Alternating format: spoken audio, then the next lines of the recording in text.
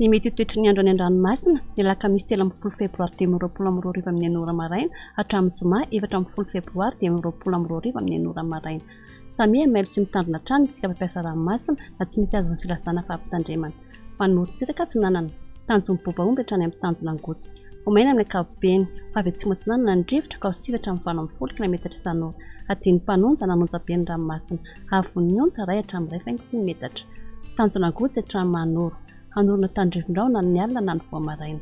Avy atsimo ny drivotra ka ho sivatra amin'ny 70 km isan'ora. Adiny mpanonja nanonja be ny ranomasina avon'ny onja ray hatramin'ny 20 metatra. Manoratra ny taolanaro. Hanorina tandrivindrao na ny alina sy ny maraina. Fa fiaratra tsinanana na atsinanana ny drivotra ka ho sivatra amin'ny 70 km isan'ora. Hatratra 70 km isan'ora indraindray any amin'ny tapany atsimo. Hanonja be ny ranomasina avon'ny onja ray 20 hatramin'ny 2 metatra. Taolanaro hatrany amin'ny tanjona vohimena andramina amin'ny tsitokotoko.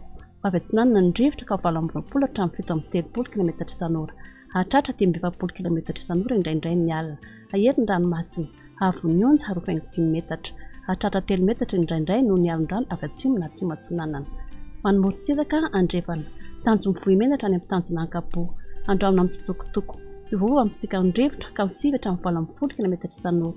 Hanonja be na ahery ny ranomasina avon'ny onja 2 metatra. Hatratra 20 metatra indraindray amin'ny mpiando amin'ny fepitaona. Misy alin-drano avy atsimo. Tanjona ankapo hatrany amin'ny tanjona filanandro. Isorana tandrivindrao na nafaratry morondava ny atoandro. Avy andrefana amin'ny ankapobeny ny drivotra ka ho sivatra amin'ny 70 km isan'ora. Avy atsimo atsinanana kosa izany any amin'ny faran'ny fepitaona ka ho 70 km isan'ora. Adiny mpanonja ny ranomasina avon'ny onja aoratra 20 hatramin'ny 2 metatra. Tanjona filanandro hatrany analalava. Omaina amin'ny ankapobeny. Avy andrefana amin'ny ankapobeny ny drivotra ka ho sivatra amin'ny 70 km isan'ora. Avy atsimo atsinanana kosa ny maraina ka ho 7 km isan'ora. Adiny mpanonja ny ranomasina avon'ny onja aoratra 20 metatra. Analalava hatrany amin'ny tanjona bobaomby. Misy tandrivindrao na ny maraina. Avy andrefana na atsimo andrefana ny drivotra ka ho sivatra amin'ny 70 km isan'ora. Avy atsimo ny maraina ka ho 7 km isan'ora. Adiny mpanonja ny ranomasina avon'ny onja aoratra 25 metatra.